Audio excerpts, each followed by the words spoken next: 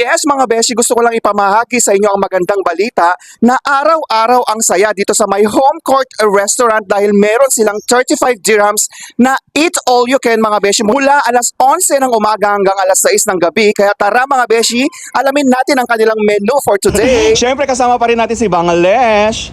Dito lang to sa may mezzanine floor ng Bunmax Hotel mga besh. Meron silang chop suey. Siyempre, unahin yung spaghetti. Gaseous ang kanyang pastos. Bagay sa spaghetti ang kanilang Shanghai. Mapapatake 3 tayo mga beshi. Ito pa lang ang una naming kanin. Ay, bagay na bagay ng igado sa unlimited rice nila mga beshi. Ganito kalaki ang kanilang home court restaurant mga beshi. Tapos meron din silang pa-video okay. Para mga beshi, kain tayo. Siyempre, inuna ko ang kanilang spaghetti.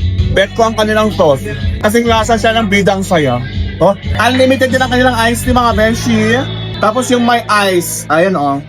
Kaya siya tinawag na iced tea. Kasi may ice.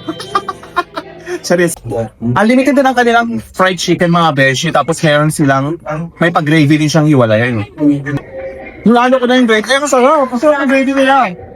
Itong menu nila ngayon mga beshi, bagay na bagay. Meron silang fried chicken, meron silang chop suey, tapos meron silang Shanghai, meron din silang igado. Bagay na bagay, parang pang birthday party lang talaga siya mga beshi. Tapos ang kanilang panghimagas, coffee jelly mga beshi. Ayun na nga mga beshi, hanggang sa muli na naman namin pagpo-food vlog ni Bangladesh. Bye!